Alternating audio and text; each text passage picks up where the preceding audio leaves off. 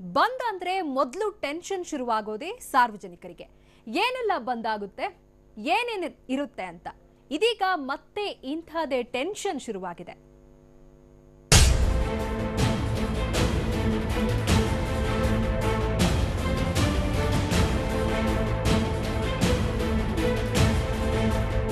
Motor ವಾಹನ ಮಸೂದೆ, ಕೇಂದ್ರ ಕಾರ್ಮಿಕ ವಿರೋಧಿ ನೀತಿ ಸೇರಿದಂತೆ ಹಲವು ಬೇಡಿಕೆಗಳನ್ನು ಮುಂದಿಟ್ಟುಕೊಂಡು ವಿವಿಧ ಕಾರ್ಮಿಕ ಸಂಘಟನೆಗಳು 2 ದಿನ ಬಂದ್ಗೆ ಕರೆ ನೀಡಿವೆ. ಹೀಗಾಗಿ ನಾಳೆ ಮತ್ತು ನಾಡಿದ್ದು ಭಾರತ ಬಹುತೇಕ ಸ್ತಬ್ಧವಾಗಲಿದ್ದು ರಾಜ್ಯಕ್ಕೂ ಈ ಬಂದ್ ಬಿಸಿ ತಟ್ಟಲಿದೆ. ಈ ಬಂದ್ಗೆ ಈಗಾಗಲೇ ವಿವಿಧ ಸಂಘಟನೆಗಳು ಬೆಂಬಲ ಸೂಚಿಸಿವೆ.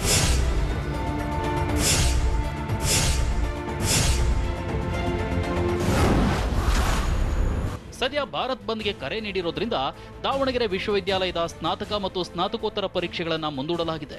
ನಾಳೆ ನಡೆಯಬೇಕಿದ್ದ ಪರೀಕ್ಷೆಗಳು ಜನವರಿ 10ಕ್ಕೆ ಹಾಗೂ ನಾಡಿದ್ದು ನಡೆಯಬೇಕಿದ್ದ ಪರೀಕ್ಷೆಗಳನ್ನು ಜನವರಿ 11ಕ್ಕೆ ನಡೆಸಲು ತೀರ್ಮಾನಿಸಿರುವುದಾಗಿ ದಾವಣಗೆರೆ ವಿವಿ ಮೌಲ್ಯಮಾಪನ ಕುಲಸಚಿವ ಡಾಕ್ಟರ್ ಬಸವರಾಜ ಬಣಕಾರ್ TV9ಗೆ ಮಾಹಿತಿ ನೀಡಿದ್ದಾರೆ.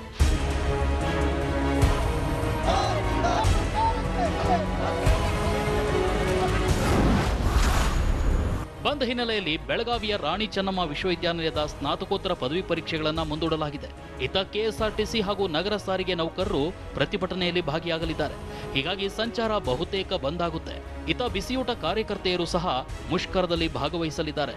ಆಟೋ, ಟ್ಯಾಕ್ಸಿ ಸಹ ಬಂದ್ ಆಗುವ ಸಾಧ್ಯತೆ ಇದ್ದು ವಿವಿಧ ಕಾರ್ಮಿಕ ಸಂಘಟನೆಗಳು ಸಂಭಾಜಿ ವೃತ್ತದಿಂದ ಜಿಲ್ಲಾಧಿಕಾರಿ ಕಚೇರಿವರೆಗೆ ಮೆರವಣಿಗೆ ನಡೆಸಲಿದ್ದಾರೆ.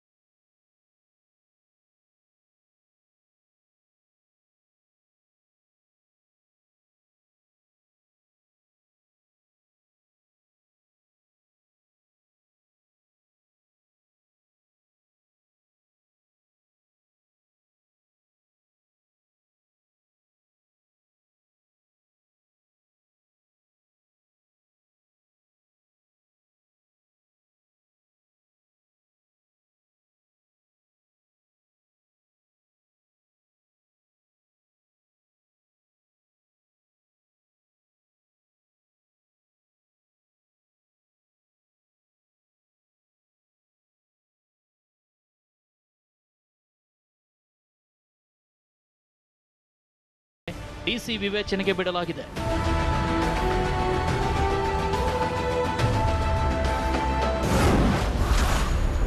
ಇನ್ನು ಹಾವೇರಿಯಲ್ಲಿ ವಿವಿಧ ಸಂಘಟನೆಗಳು ಬಂದ್ಗೆ ಬೆಂಬಲ ಘೋಷಿಸಿದ್ದು ಕೆಎಸ್ಆರ್ಟಿಸಿ ಬಸ್ಸುಗಳು ರಸ್ತೆಗಿಳಿಯಲ್ಲ.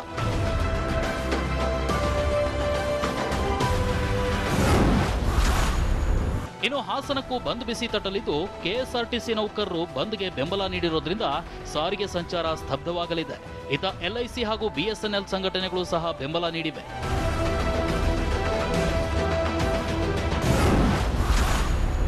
ಮಂಡ್ಯದಲ್ಲಿ ವಿವಿಧ ಸಂಘಟನೆಗಳು ಹಾಗೂ ಕೆಎಸ್ಆರ್ಟಿಸಿ ಸಿಬ್ಬಂದಿ ಬಂದ್ಗೆ ಬೆಂಬಲ ಸೂಚಿಸಿದ್ದಾರೆ.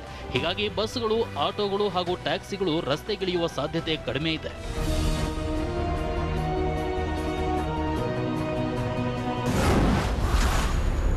ಸಾರಿಗೆ ಇಲಾಖೆ ನೌಕರರು ಬಂದ್ಗೆ ಬೆಂಬಲ ನೀಡಿರೋದ್ರಿಂದ ಮಂಗಳೂರಿನಲ್ಲಿ ಕೆಎಸ್ಆರ್ಟಿಸಿ ಸಂಚಾರ ವ್ಯತ್ಯಯವಾಗುತ್ತೆ. ಬ್ಯಾಂಕ್ ಹಾಗೂ LIC ವತಿಯಿಂದಲೂ ಬಂದ್ಗೆ ಬೆಂಬಲ ನೀಡಿರೋದ್ರಿಂದ ವ್ಯವಹಾರ ವಹಿವಾಟು ಸ್ಥಗಿತವಾಗಲಿದೆ. ಇತ್ತ ನಾಳೆ ಬೆಳಗ್ಗೆ 10 ಗಂಟೆಗೆ DC ಕಚೇರಿ ಎದುರು ಪ್ರೊಟೆಸ್ಟ್ ಮಾಡಲು CPM ತೀರ್ಮಾನಿಸಿದೆ. ಇತ್ತ ಕಲ್ಯಾಣ ಮಂಟಪಗಳು, ಹೋಟೆಲ್, ಬಾರ್ ಅಂಡ್ ರೆಸ್ಟೋರೆಂಟ್ಗಳು ಬಂದ್ಗೆ ನೈತಿಕ ಬೆಂಬಲ ನೀಡಿದ್ದು ಎಂದಿನಂತೆ ಕಾರ್ಯನಿರ್ವಹಿಸಲಿವೆ.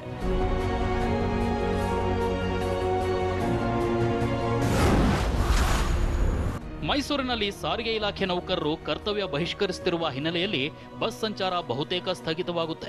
ಬಂದ್ಗೆ ಕರೆ ಕೊಟ್ಟಿರೋದ್ರಿಂದ ಮೈಸೂರು ವಿವಿ ಹಾಗೂ ಕರ್ನಾಟಕ ರಾಜ್ಯ ಮುಕ್ತ ವಿವಿಯಲ್ಲಿ ಯಾವುದೇ ಪರೀಕ್ಷೆಗಳು ನಡೆಯಲ್ಲ. ಹಾಗೆ ಚಿತ್ರಮಂದಿರಗಳಲ್ಲಿ ಚಿತ್ರ ಪ್ರದರ್ಶನವಾಗಲಿದ್ದು ಹಾಲು, ಪತ್ರಿಕೆ, ದಿನಬಳಕೆ ವಸ್ತುಗಳ ಸರಬರಾಜಿನಲ್ಲಿ ಯಾವುದೇ ವ್ಯತ್ಯಯ ಇಲ್ಲ.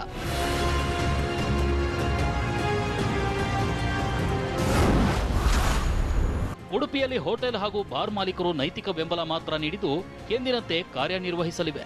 ಬಂದ್ ವೇಳೆ ಸಂಚಾರಕ್ಕೇನಾದರೂ ಅಡ್ಡಿಯಾದರೆ ಸಾರಿಗೆ ಸಂಚಾರ ಸ್ಥಗಿತಗೊಳಿಸಲು ನಿರ್ಧರಿಸಲಾಗಿದೆ. ಇನ್ನು ಬ್ಯಾಂಕ್ ಹಾಗೂ LIC ನೌಕರರು ಬೆಂಬಲ ನೀಡಿದ್ರಿಂದ ವಹಿವಾಟು ಸ್ಥಗಿತವಾಗಲಿದೆ. ಇತ್ತ ಪೆಟ್ರೋಲ್ ಬಂಕ್, ಆಸ್ಪತ್ರೆ, ಮೆಡಿಕಲ್, ಚಿತ್ರಮಂದಿರಗಳು ಎಂದಿನಂತೆ ತೆರೆದಿರಲಿವೆ.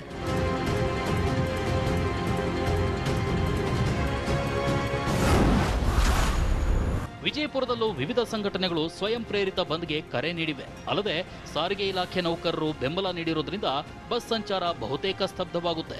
ಇನ್ನು ಆಟೋ ಯೂನಿಯನ್, ವ್ಯಾಪಾರಿಗಳು ಬೆಂಬಲ ನೀಡುವ ನಿರೀಕ್ಷೆ ಇದೆ. ಇನ್ನು ಕೊಪ್ಪಳದಲ್ಲೂ ಬಂದ್ಗೆ ಬೆಂಬಲ ವ್ಯಕ್ತವಾಗ್ತಿದ್ದು ವಿವಿಧ ಕಾರ್ಮಿಕ ಸಂಘಟನೆಗಳು ಬಂದ್ಗೆ ಬೆಂಬಲಿಸುವಂತೆ ಮನವಿ ಮಾಡ್ತಿದ್ದಾರೆ. ಆಟೋದಲ್ಲಿ ಸಂಚರಿಸಿ ಕರಪತ್ರ ಹಂಚಿ ಮನವಿ ಮಾಡ್ತಿದ್ದಾರೆ. ಇದಷ್ಟೇ ಅಲ್ಲದೆ ರಾಜ್ಯದ ಬಹುತೇಕ ಜಿಲ್ಲೆಗಳಲ್ಲಿ ಬಂದ್ ಬಿಸಿ ತಟ್ಟಲಿದೆ. ಹೀಗಾಗಿ 2 ದಿನ ರಾಜ್ಯ ಸ್ತಬ್ಧವಾಗಲಿದೆ. Bureau report, TV9.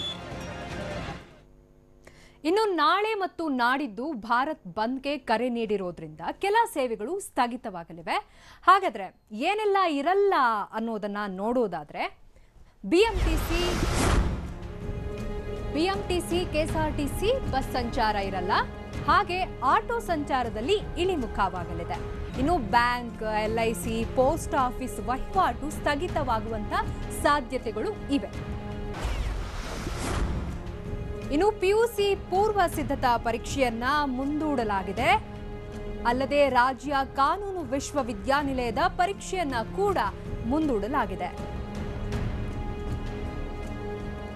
ಇನ್ನು ನಾಳೆ ನಾಡಿದ್ದು ಭಾರತ್ ಬಂದ್ ಆಗ್ತಿದ್ರೂ ಕೂಡ ಕೆಲವೊಂದು ಸೇವೆಗಳಲ್ಲಿ ವ್ಯತ್ಯಯವಾಗೋದಿಲ್ಲ. ಹೀಗಾಗಿ ಮೆಟ್ರೋ ರೈಲು ಸಂಚಾರ ಎಂದಿನಂತೆ ಇರುತ್ತೆ. ಇನ್ನು ಓಲಾ, ಊಬರ್ ಸೇವೆಯಲ್ಲೂ ಯಾವುದೇ ರೀತಿಯ ವ್ಯತ್ಯಯವಿಲ್ಲ. ಬಂದ್ ಬೆಂಬಲಿಸದ ಕೆಲ ಆಟೋ ಸಂಘಟನೆಗಳಿವೆ. ಹೀಗಾಗಿ ಆ ಆಟೋ ಸಂಘಟನೆಯವರು ಆಟೋ ಸಂಚಾರ ಎಂದಿನಂತೆ ನಡೆಸಬಹುದು. ಇನ್ನು ಎಂದಿನಂತೆ ಸಂಚರಿಸಲಿರುವ ಲಾರಿಗಳು. ಇನ್ನು ಪ್ರವಾಸಿ ವಾಹನಗಳ ಸೇವೆ ಇರಲಿದೆ. ಟೂರ್ ಟ್ರಿಪ್ ಹೋಗೋರಿಗೆ ಏನು ಟೆನ್ಷನ್ ಇಲ್ಲ, ಪ್ರವಾಸಿ ವಾಹನಗಳ ಲಭ್ಯ ಇದೆ. ಇನ್ನು ಕೆಲವೆಡೆ ಖಾಸಗಿ ಬಸ್ ಸಂಚಾರ ಎಂದಿನಂತೆ ನಡೆಯುತ್ತೆ. ಆವಾಗಲೇ ನಾನು ಹೇಳಿದೆ BMTC, KSRTC ಬಸ್ ಸಂಚಾರ ಇರಲ್ಲ. ಹಾಗೆ ಇನ್ನು ಕೆಲವೆಡೆ ಖಾಸಗಿ ಬಸ್ ಸಂಚಾರ ಎಂದಿನಂತೆ ಇರುತ್ತೆ. ಇನ್ನು ಏರ್ಪೋರ್ಟ್, ಟ್ಯಾಕ್ಸಿ ಸಂಚಾರದಲ್ಲಿ ಯಾವುದೇ ರೀತಿಯ ವ್ಯತ್ಯಯ ಆಗೋದಿಲ್ಲ. ಇನ್ನು ಹೋಟೆಲ್, ಮಾಲ್, ಚಿತ್ರಮಂದಿರಗಳು ತೆರೆದಿರ್ತವೆ.